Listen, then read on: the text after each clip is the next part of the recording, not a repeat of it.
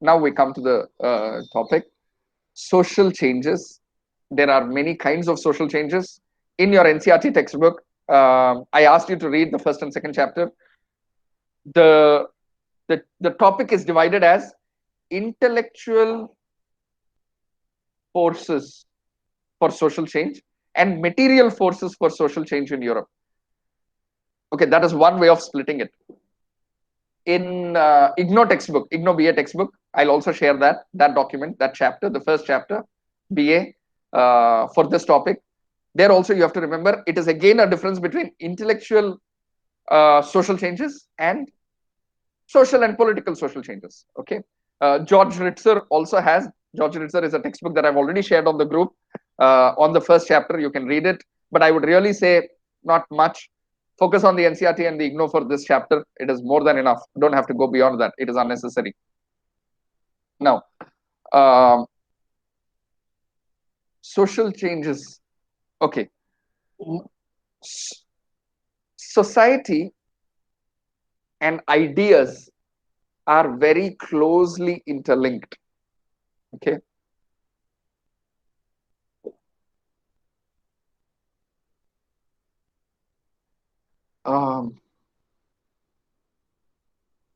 I don't know if you remember, there was a band called Beatles,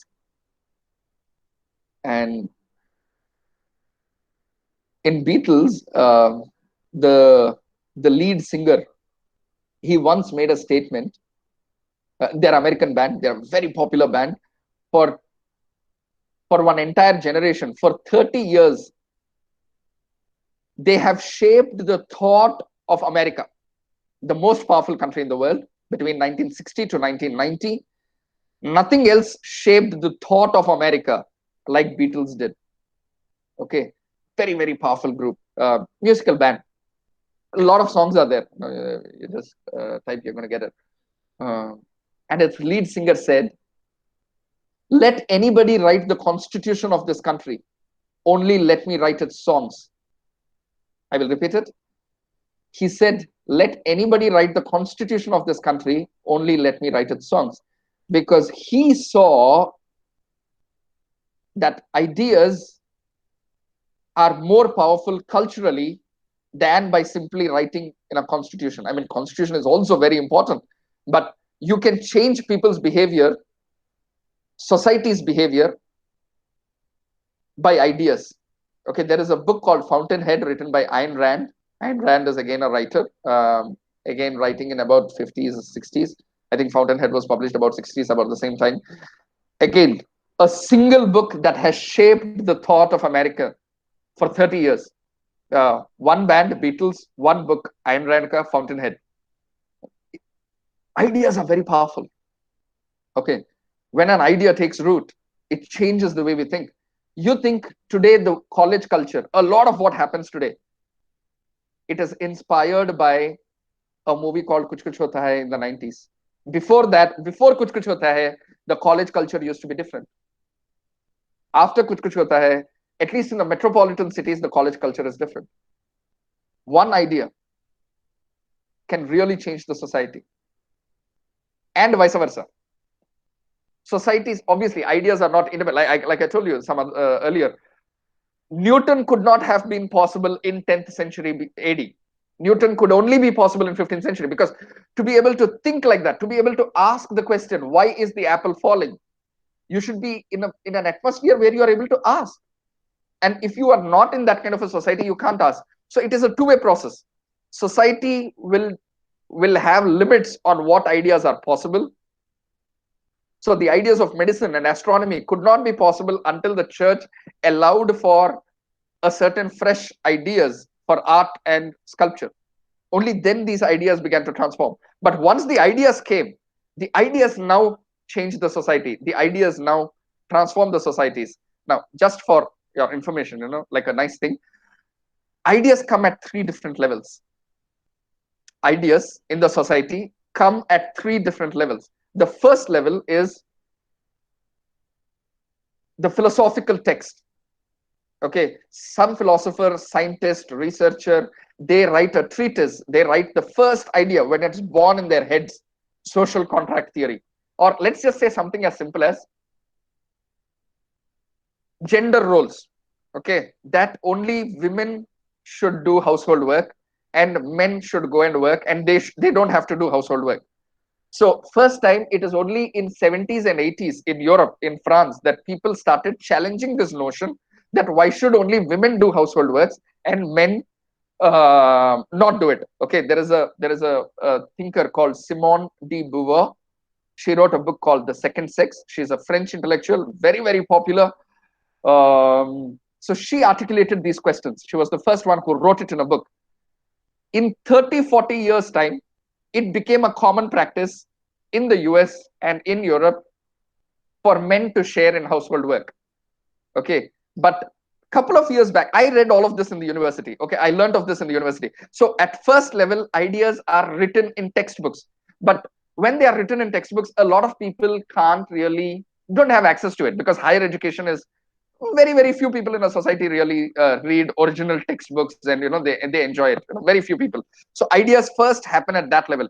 First scientists, they write at that level. First philosophers, they write at that level. It's a philosophical text. At the second level, some intelligent people, they read these texts to make media, popular media, to make art. Like I said, Leonardo da Vinci studies the human anatomy to make a painting of David. Michelangelo studies the human anatomy to make the sculpture of David.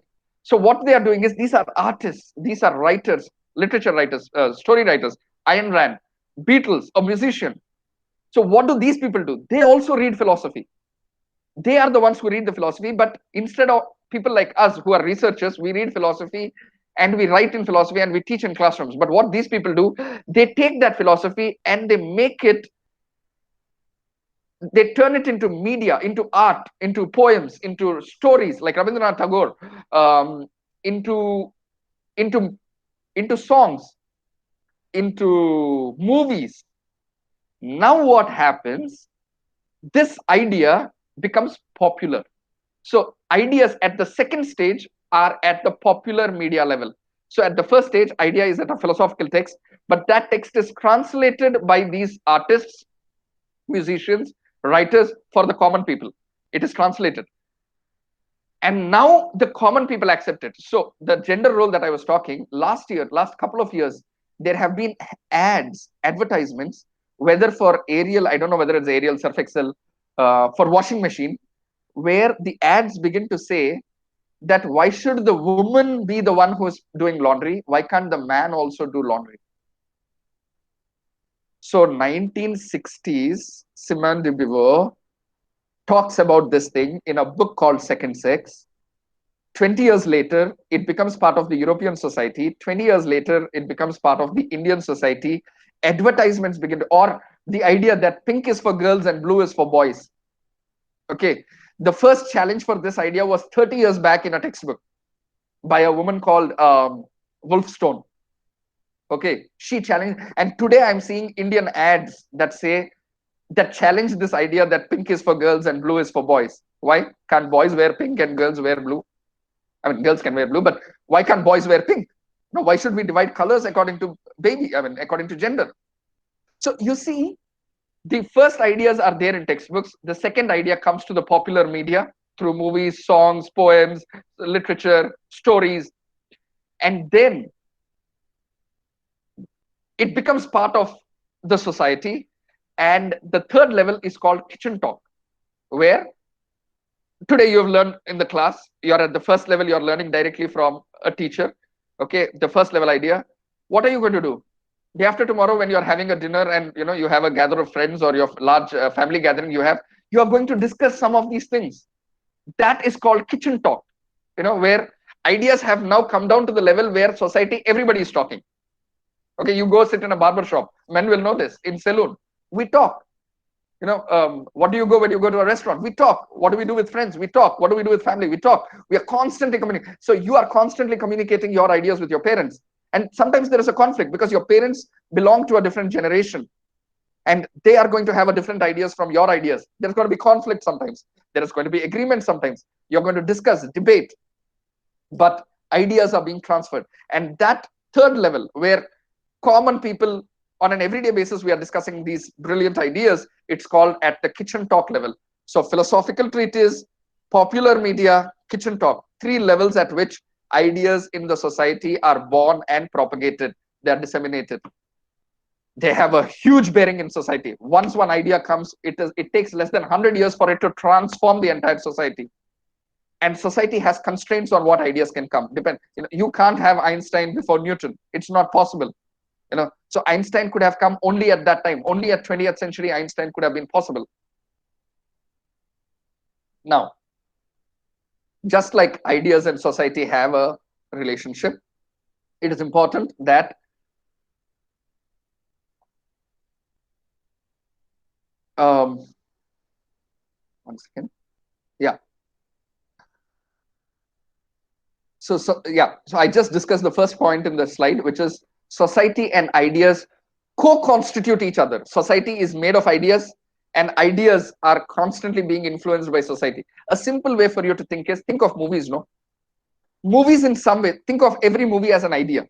Okay, think of every movie as an idea. A movie is a reflection of society. What is happening in the society, the movie shows.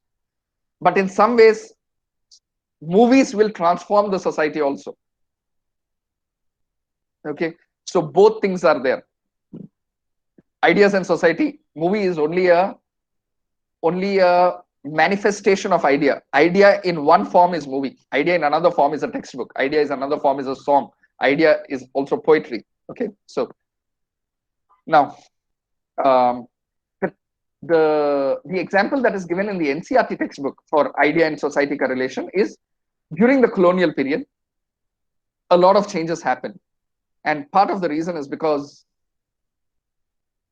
we were exposed to the ideas of the West, to the European ideas we were exposed. So Raja Ram Mohan Roy could challenge Sati in some ways because he was exposed to some of the progressive ideas of the West. And he's like, if that society is there, why are we still having these old practices?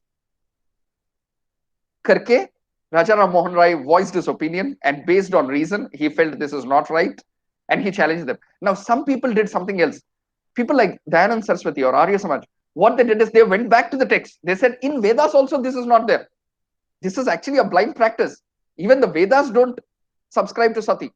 Now, that is one way to do it, which is also what in the European West, that is the same thing that happened. When ideas came, some people challenged the existing practices, existing social evil practices, but some people went back to the text and said, like how Back to Vedas movement of Dayanand Saraswati, some people in the West also, they went back and said, the Bible doesn't say this. The Bible actually doesn't subscribe to these social evils. They did that. That is Reformation. We are going to look at that. Anyway, social change. So what happens is, in enlightenment, there is rise of reason and critical inquiry. I just gave the examples for both. We discussed that in detail in the previous class.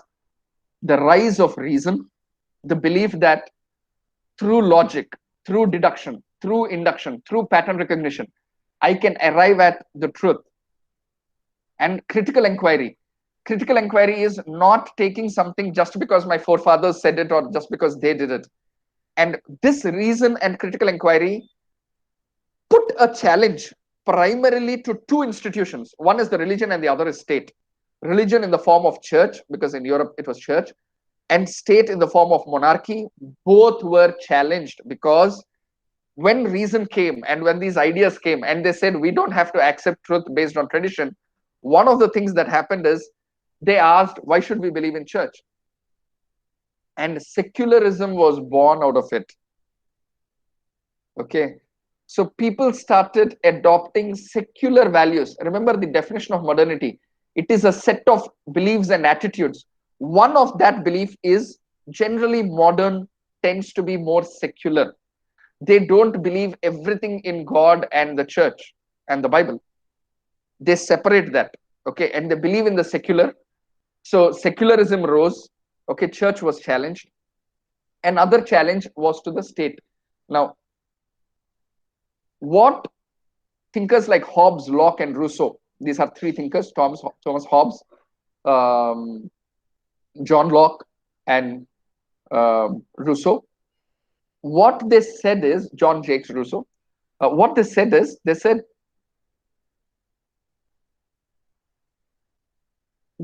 the right to govern. They tried to imagine. Now, the thing is, you're trying to understand everything without God in picture, without the church in picture. That is reason. Okay. Reason tries to understand something without God. So when this corona pandemic happened, people started saying, Ha, Kali Yuga in India and in the West, in US and all. Yes, this is the second coming of Christ and there is so much evil in the world. This is inevitable and all. But what do the scientists do? Based on reason, they can't talk like this. They can't say, इतना पाप हो गया, अभी कलयुग हो गया, अभी तो ये होने वाला ही है. Or in Telugu culture, it is more like, what is that? Brahmam gar chepparu, this is going to happen, or things like that. No. A scientist or a modern man is supposed to rely on reason and investigate where did this virus come from, what is causing it, how do we develop a vaccine, and how do we address it. Not resign to fate and say, okay, this is God intended it to be, and this is how it is going to be. Why this is why you have to understand that the modern man has a faith to improve things, to better things, for a better future. You're seeing how it is playing out. So the rise of reason and critical inquiry, what these thinkers did, Hobbes, Locke, and Rousseau, is they asked, they don't believe in what the Bible says or what the church says. They asked, how did this state come to be? How did it happen ki thousands and lakhs of people blindly believe the authority of a king, or they worship at the church? How did this come to be? So when it comes to state, they asked, how do you think the society was before the state existed? The state money, before a political structure existed. What do you think the society was? And they called it that society, they called the state of nature, because in nature there is no political structure, there is no king and ministers and this and that and the courts and judiciary and laws. No. Before all of that, how did society exist? They called it the state of nature. And in the state of nature, Thomas Hobbes argued that life was nasty, brutish, short, but equal. Okay. He saw animals and he said, how would the state of nature be? Like animals are. Animals' life is generally short in the jungle, okay, because anytime the tiger could come and prey and take a life. So it is nasty, it is red in tooth and claw, it is brutish because it's very barbaric. Okay, there are no laws, there are no rules. But one thing is there, all of us are equal. Okay, that is, and he said, because anybody could kill anybody else for a particular piece of meat or for to take away your piece of land, your piece of territory, people came together and made rules ki you don't attack me, I won't attack you. You respect my boundaries, I will respect your boundaries. Okay, that is how the dogs also, if you notice, if a dog enters the territory of another dog, they start barking and they will chase the dog away. Same in the forest with tigers also. Tigers have very clear territories. Actually, tigresses have territories, tigers don't. Tigresses have marked territories. They literally mark their territories. And if another tigress enters the territory of another tigress, there's going to be a fight. But very clear boundaries. Okay. So Hobbes says that people came together and they said, they made common rules. They said, we can improve our lives if you and I agree to follow a rule. You don't lie to me, I won't cheat to you. You don't enter my territory, I won't enter your territory. Now the problem is, who is going to ensure that these rules, this agreement, this contract between you and me, it's a social contract, which is why this theory, Hobbes' theory, is called social contract theory. There is a social contract between you and me that I will follow the rules, you also follow the rules, and we don't have to kill each other. Both of us can live and we can live better. Once that social contract is made, somebody has to execute this contract or ensure that this contract is followed and not violated. So both of them agreed that I will lose a little bit of my power, you will lose a little bit of your power. Let us choose this third fellow and give him the power to keep the contract between you and me. And that third person, where I give some power, you give some power, where we give our power to make rules for us, okay, to ensure the social contract that you and I enter. This third power is the state. That is the king. And then the social contract theory was born.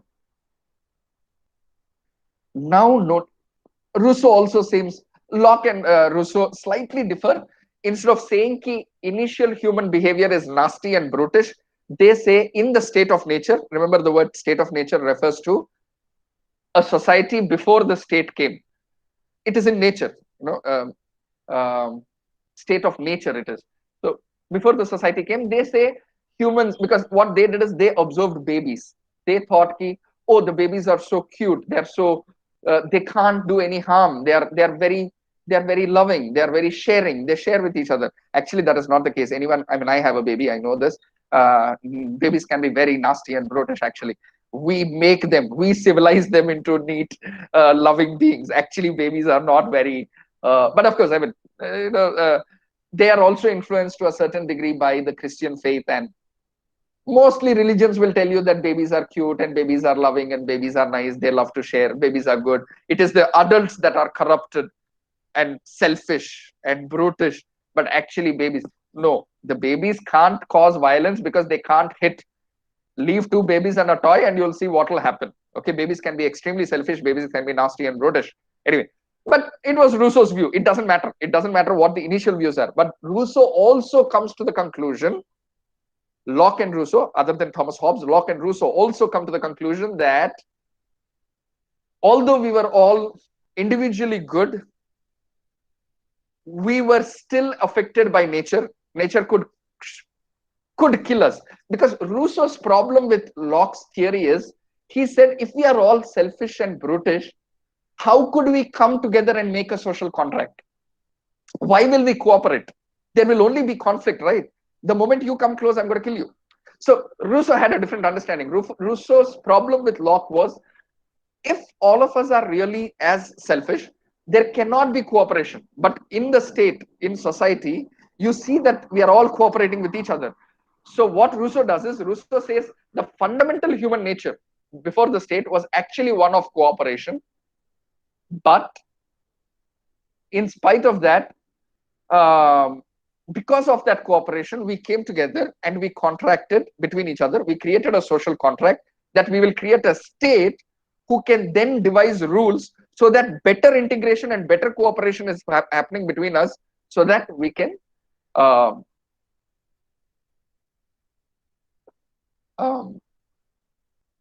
improve our lives and society. Okay, so they also arrived at social contract theory, but from a different premise, that humans are fundamentally cooperative. Hobbes starts with a different premise. He says human beings are fundamentally selfish or conflictual. Okay, but they arrive at the same place, which is social contract theory. Now, see something that is happening. What is happening is,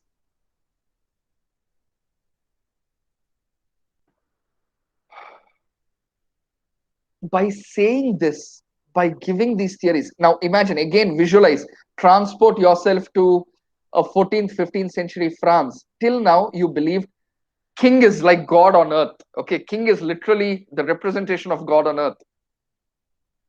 The church is sacred. And suddenly someone is coming and telling, well, actually, all these rules were made by ourselves. Okay, it is a highly unequal society. The French medieval society, almost all the common people worked hard, toiled on the agricultural fields. They didn't have land. Everything that was produced belonged to the state, to the king. And a big portion of it belonged to the church. Now you had to go and toil hard on the land, on the church, for the state, and they then gave you little bit for your survival. Okay, these are horrible conditions of poverty, of disease, of death, huge inequality. The kings had everything, luxury. They lived in gold and silk and spices, and they lived beautiful lives, palaces, castles. The church, the higher clergy, the bishops and archbishops, and they also lived very, very rich, lavish lives. But the common people lived miserable lives, working for about 16, 18 hours a day, living on meager, they used to beg for wheat from the king or from the church. Okay. Now imagine you lived in such horrible conditions and somebody came and said, these rules were made between ourselves. Obviously, the question will come to you is, why can't we change these rules then? Why should the king or the church enjoy all the luxuries and why should we suffer? If this is not a work of God, but if this setup, if this political setup is something that we have done by our own self, why can't we change it? And that is where things begin to change. Okay, so these are texts.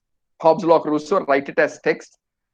They begin to get popularized. So the French society in that time was divided between the first estate, which is the clergy, the church, and mostly the clergy, the higher clergy, the bishops and above. They enjoyed the land, they enjoyed the resources, they had everything. Then the second estate, which is mostly the nobles. Now the nobles were of two kinds: nobles by the sword, but they were lords. They are equivalent to our kings, our local small kings, chieftains, zamindars. Think of them like that. And nobles by robe. By robe, money, like today's IAS, IPS officers, okay, or even professors for that matter. This is the intelligentsia. They are there not by birth. So nobles by the sword, they are born titled by birth. So there are duke, there is archduke, there is the prince, there is the king, there is the lord. A lord's son is going to be lord because he's going to inherit that land. Okay, so this is one structure. But there are also knights and lords because of their capability. Okay, these are well-learned people who then join the higher powers of the government. But these are learned people. And these people, just like you guys are aspiring to be today, and you're learning very difficult concepts, theories, you're learning Montesquieu, you're reading these things. In those days, those people read Montesquieu, read Hobbes, read Locke, and they became judges, they became administrators, they became the rulers. Rulers, they joined the state. And they started thinking, some of them were progressive, and they're like, why are so many people suffering? Now, why can't we improve them? And in asking that question, they started writing more about this thing, but in common man's language. Okay, they took the philosophical treatise and writers started writing it in common man's language. Poets started writing poems. Songwriters started making music in common man's language. And the common man began to be flooded with this idea of why should we live in these kind of circumstances? And by the time Louis XVI was in power, the French society was going through horrible poverty, and and these ideas were festering, and it became common kitchen talk among people. The social contract theory of Montesquieu, in another 100 years, it became kitchen talk. And they started asking, why can't we overthrow and change this kind of state? Why can't we have a state where we are working hard and producing so much? Why can't we get a little for us, for our own survival, for our children? Okay, there is a famous story of, I think a bishop or one of the lord, actually a lord, runs over a little child who is crossing the street with their horse carriage, and the child dies. And the parents and the village go to the church and ask, our child has died. And the church says, well, it is your sin to let the child cross when a lord's carriage is going. You pay the fine. They make the family pay the fine. Can you imagine? This story is a powerful story. I mean, can you imagine what kind of injustice that family and that village must have felt against the Lord and against the church? And then, but for hundreds of years, they kept quiet because they thought that is the truth. Suddenly, this social contract theory comes, and they're like, did we make these rules? Did we come along? We initially had the freedom. In the state of nature, we could live as ourselves. We came together to make this state so that we can live better. But this doesn't look like better. They are having all the luxury and we are suffering. We want to change this. And that demand for change, or there is another story where for several years, year after year, there is huge famine and there is no bread, there is no wheat for common people. And what happens is They go and knock at the doors of the king, and the queen, who is a very rich queen, she doesn't know poverty. They come and ask, we want bread. And she says, if you don't have bread, why can't you make cake and eat? Because she didn't know that cake is a very luxury item. She only ate cakes. She's a queen. She said it with all innocence, but it really rubbed the people the wrong way. And that moment they lost it, and it is called the fall of Bastille, where the gates of the palace were broken. The common people went, they took the king, they brought him outside. And there is a place where public execution used to happen in those days in the French society. They brought him, they dragged him, and they killed him. They guillotined him. Now, there is a guillotine where there is a machine where a blade is there, and they put the neck like this, and it cuts them. Whew. So that is the beginning of the French Revolution. And can you imagine what is happening? I want you to visualize the fervor, the the anxiety, the anger, and all of that, and suddenly how these ideas allowed them to, and suddenly unheard of, never in the history did one hear of common people going, taking a king, dragging him onto the street, and killing him. That is the beginning of French Revolution, and that is also the beginning of ideas such as democracy, which is government of the people, for the people, and by the people. We will decide what rules are to be made. And in the French, in France, a third estate was made. The first estate was the clergy. The second estate were the nobles, nobles by the sword and nobles by the robe. A third estate was made in the parliament, where common people could vote, and they could and representatives went and joined the parliament, where rules were beginning to be made. And common folks became part of the parliament, part of the legislature. And that is a huge political revolution. Okay, so the idea here is social contract theory. That is what you need to understand. Social contract theory is an idea, it's an intellectual idea, and that changed politics and state. Secularism is an idea, secular values are ideas, and that changed religion. Both were due to reason. Now, and then there were other ideas in science which also brought about a lot of changes in the society. The first set of ideas have to do with biology.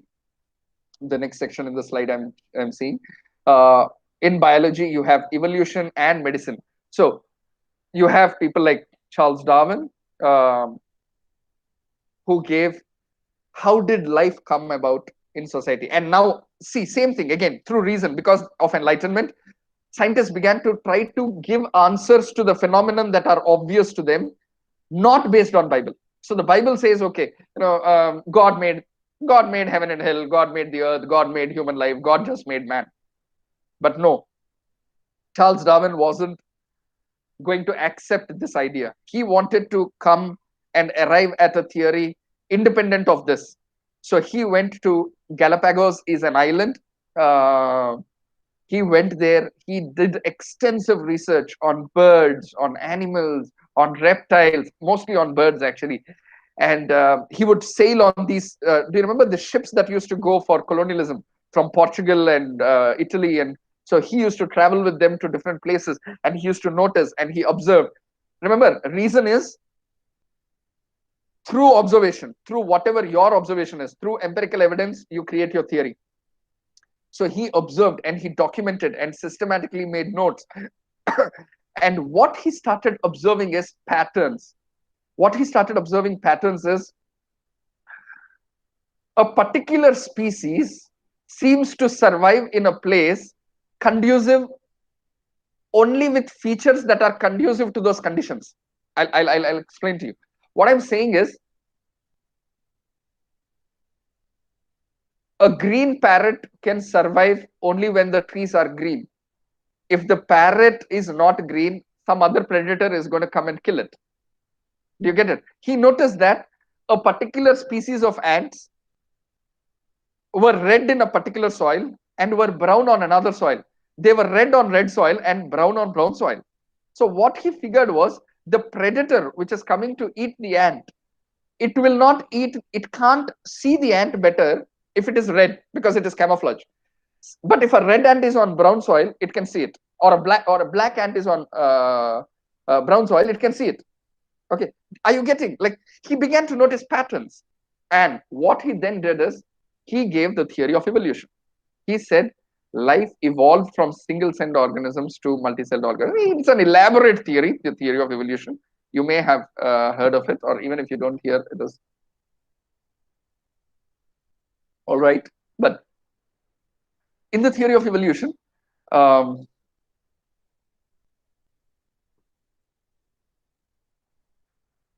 he discusses how nature selects the fittest. He says life evolves through natural selection. And some of you may be thinking you know what survival of fittest is. You may not. So I want you to pay attention here. Survival of the fittest. Now, the fittest is not necessarily the strongest and the brightest or anything like that. Survival here, fittest is just a simple color. Like I said, a worm which is of the exact color as the tree is more likely to survive than a worm of a contrasting color, because a reptile or a bird, contrasting color it will see and it'll eat it, but if it's of the same color it will miss it. So that is how it survives. So there, the color of the worm is its fitness. Okay, but over millions of years, this leads to a situation where certain speciation happens. Different species keep coming out, because every few 100 years, the replication, in DNA that happens, the genetic replication, the duplication that happens, there is a small change that happens by mistake. It's basically one cell to another cell, it is only copying, right? So parent to child, it is a copy of the DNA. Now, the copy of the DNA, there are slight variations that happen, especially when it is sexual reproduction, because a combination of a male and female DNA come together. So different combinations happen. It is this set and this set combining to form another new. So in that combination, a new combination happens. If that new combination is better, it will survive. If it is not, it will fade away. The nature is going to kill it. That is natural selection and survival of the fittest. Every time a new combination happens, if it is good for that species, it's going to survive. If it is not so good, the nature will automatically kill it. So nature is selecting. Nature is continuously selecting what is good, and whatever is good is going to survive. So it is called survival of the fittest. Now, based on these two concepts of natural selection and survival of the fittest, Darwin gives an entire theory of evolution. Now, what happens is, and I also told you how some people are making advances. Its application is in medicine. Okay, once you believe life is not made by God, but it has been evolved in time, in history, nature itself is creating life. The attitude towards life changes. And one of its applications is obviously medicine and biology.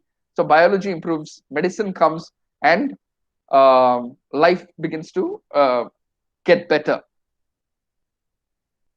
And suddenly, because medicine is coming and life is getting better, it gets popularized. And people begin to take note. Common people begin to take note. Oh, instead of going to a prayer, if I go to this person knows some medicine, or knows some surgery, or knows some vaccine. And if we take that, we are immune from disease, not by going to church, but by going to a clinic. The idea is getting popularized. And as it gets popularized, people begin to have faith, begin to develop faith in science rather than in the church or in the religion. There is a shift that is happening because of the ideas that have germinated, especially the idea of evolution from biology. They begin to believe that life is not created by God. When a woman becomes pregnant, it is not God who is creating that, but it is through a process of sexual reproduction. People become aware of biology, of human evolution. Now, there are other ideas. Similarly, there'll be ideas of physics, chemistry, geography, social theory. All of these ideas go into forming the intellectual basis for the social change in Europe. I will stop the class today here. I know that we went really slow. That is because this is foundational class, and a lot of these terms keep repeating, which is why I need you to be much more accurate and clearer in your concepts. Um, until now, whatever we have discussed in the class, is there any doubts that you have? I will leave the forum open for a couple of minutes for doubts, and we can close the class here. Like I said, I will share the notes and the PDF. PDF is yeah. I'll also share the PDF in the group for your next class. Also, I mean, it's the same material. We are going to continue with this topic for the next class. It's a short 15 marker or a 20 marker in the exam. It is easy. So I think by the end of next class, we should be able to finish this topic, and you should be able to answer that 20 marks with a lot of clarity. That is my problem. It's a question where a lot of terms you have heard, and therefore they seem all very familiar. Like I said, for that question, you should write only that answer and not write everything that you know. Now, doubts.